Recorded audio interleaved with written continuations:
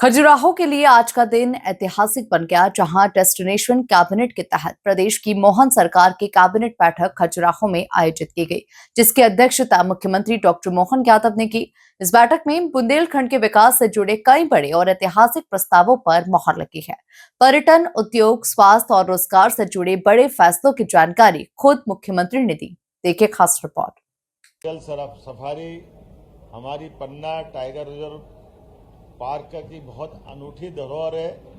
पन्ना का national park भी न केवल टाइगर के अभयारण्य की दृष्टि से बल्कि हाथियों के लिए भी ये आदर्श स्थान है और हाथियों के परिवार भी बढ़ रहे हैं। यहाँ कल पन्ना नेशनल पार्क में 10 नई कैंटर बस जो आरामदायक 19 पर्यटकों को लेकर के अंदर जा सकती है, जिससे पर्यटन बढ़ेगा, पर्यटन से जुड़े हुए लोगों को रोजगार मिलेगा, कई सौगातें मिलेगी। यह अन्य सफारी वाहन की तुलना में लंबी और ऊंची है, बेहतर दृश्य दिखाई देगा और आरामदायक भी रहने वाली है।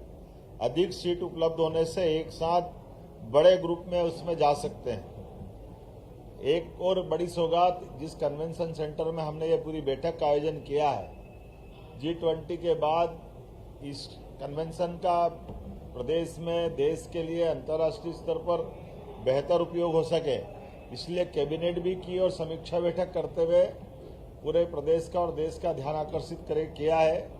इससे जोड़कर एक 5 स्टार होटल बना करके भविष्य में ये इसी प्रकार के आयोजनों के लिए और अच्छे से उपयोग में आए, तो PPP मॉडल पर इसके लिए भी हमने प्लान बनाया है।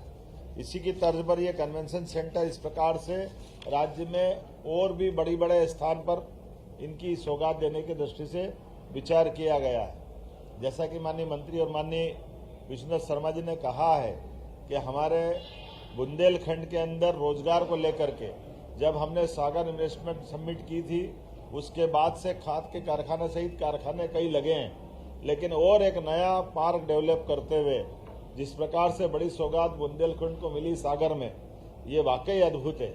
और न केवल एक सागर की इंडस्ट्रियल पार्क की, बल्कि सभी प्रकार के टूरिज्म की गतिविधि बढ़ाने के लिए भी शासन की सारी योजनाओं का आधार पर भी हम हर इन्वेस्टर समिट में इसको प्रमोट कर रहे हैं। जब इनकी बात करते हैं तो इसी के साथ साथ आर्याव्रत का ये जो कल नया हमने सेंटर बनाया, जिसके माध्यम से ट्राइबल की हमारी सभी विधाओं के सभी प्रकार के कार्यक्रम करने के लिए ये इंटरनेशनल केंद्र बने, इस दिशा में हम काम कर रहे हैं।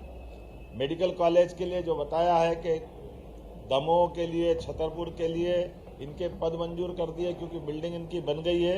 और इसी के साथ साथ हमारे पन्ना और कटनी के मेडिकल कॉलेज भी अगले साल प्रारंभ होंगे, अर्थात दमोह, पन्ना, साथ साथ हमारा कटनी, छतरपुर, ये 4 मेडिकल कॉलेज की सौगात हमारी अगले ही सत्र 6 महीने बाद यहीं इसी बुंदेलखंड की धरती पे देंगे।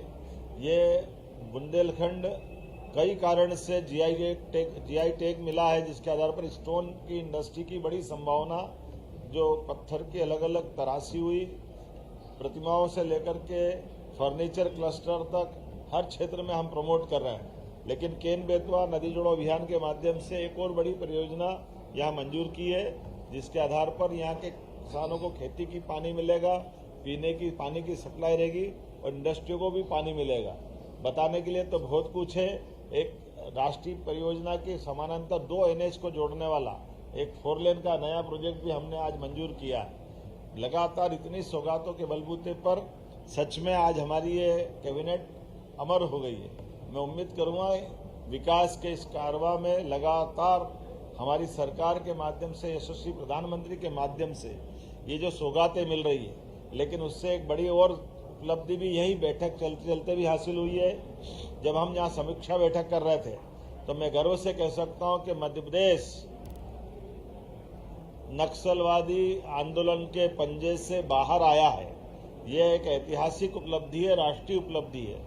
यशस्वी प्रधानमंत्री श्रीमान नरेंद्र मोदी जी, यशस्वी गृह मंत्री श्रीमान अमित शाह जी के नेतृत्व में उनके कुशल मार्गदर्शन और सहयोग के बलबूते पर मध्य प्रदेश लाल सलाम को आखिरी सलाम कर चुका है।